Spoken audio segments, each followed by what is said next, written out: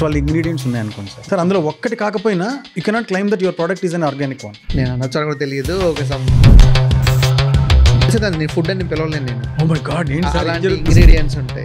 డొల్లగా ఉంటాం పక్కన పెడితే అది పాయిజన్ లాగా యాక్ట్ చేస్తాం. We are killing our next generation. Why? Because smash పాత రెసిపీస్ అన్ని కూడా తాళపత్ర గ్రంథాల్లో రాసి పెట్టలేము సార్. అసలు ఫుడ్లో కలర్ ఎందుకు సార్? నాకు అర్థం కాదు. ఫుడ్లో నేను ఇవి వాడను అని చెప్పుకోవాల్సిన పరిస్థితి రావటమే పెద్ద సమస్య. someone told that sugar does permanent damage. రాగి 70 ఉంటుంది అప్రాక్సిమేట్లీ. మరి ఎందుకు రాగి షుగర్ రిలీజ్ చేయదా? జీ వాల్యూ ఎక్కువ కదా. హై జీ వాల్యూ ఉంటే మంచిది కాదు కదా. తాతలు అమ్మమ్మలు ఏం చెప్పారు కళ్ళు మూసుకుని అది ఫాలో అవ్వాలి. ఇంకో బ్యాడ్ లక్ ఏంటంటే కొంతమంది అమ్మమ్మలకి 45-50 ఏళ్ళు ఉన్నాయి. వాళ్ళందరూ ఆల్రెడీ ఇదే తిని పెరిగారు. వాళ్ళని అడిగినా మీకు ఉపయోగం ఏమి ఉండదు.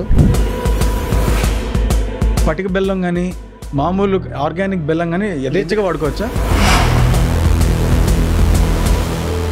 నెక్స్ట్ జనరేషన్కి ఫుడ్లో ఒక చాయిస్ ఉండాలి. Our body is a temple అంటాం. అవును. సో ఇప్పుడు ఏది పంపాలి దాంట్లోకి? ఏది ఏన్షియంటో ఏది ఓల్డో తెలియట్లేదు. అద్భుతమైన మిల్లెట్స్ నేమో మనం గేదెలకు పెడతా. Sorry voice. No problem, go head. మన పికిల్స్ ఒక అద్భుతం. గోంగూర మన ప్రపంచానికి ఇచ్చిన ఒక గొప్ప వరం. రీసెర్చర్, సైంటిస్ట్ ఏదేదో అయిపోయి ఉంటారు మీరు. బిజినెస్ మ్యాన్ తప్ప 400 రూపాయలు పెట్టుకునే కుకీలో కూడా చెప్పండి సార్, తర్వాత చూసుకుందాం మనం. అదే పామ్ ఆయిల్ ఉంటుంది, అదే మైదా ఉంటుంది, అదే రైజింగ్ ఏజ్. ఇందులో కుకీ ఎక్కడ ఉంది సార్?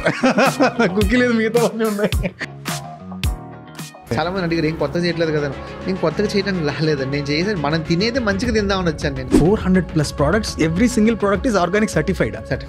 మనమే పొల్యూట్ అవుతున్నాం అట్మాస్ఫియర్లో పెరిగి. అవి ప్లాంట్స్ వచ్చిన డైరెక్ట్ భూమిలోంచి వస్తుంటాయి. వాటిలో కల్తీ బేసిక్గానే వస్తుంది కదా. అవి ఎంత మంచివైనా దాని నేచర్ కోల్పోతూ వస్తుంది కదా. డిస్కౌంటెడ్గానే వస్తుంది మనకు వచ్చేటప్పుడు.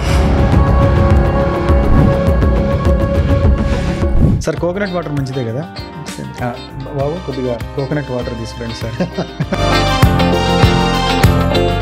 ప్రాబ్లం ఏంటంటే చదువులోనే ప్రాబ్లం ఉంది అక్కడ. సార్ చదువు కూడా ఆర్గానిక్ అవ్వాలి సార్. సార్ ఎవరు చదువు నేర్చుకుంటున్నావు? నాకు ప్రతి డాక్టర్ ఆయుర్వేద కూడా చదవాలి. 40-50 years of nutrition industry questioning 5000 years of Indian food science. Dairy అని ఒక పెద్ద ఇండస్ట్రీ సార్.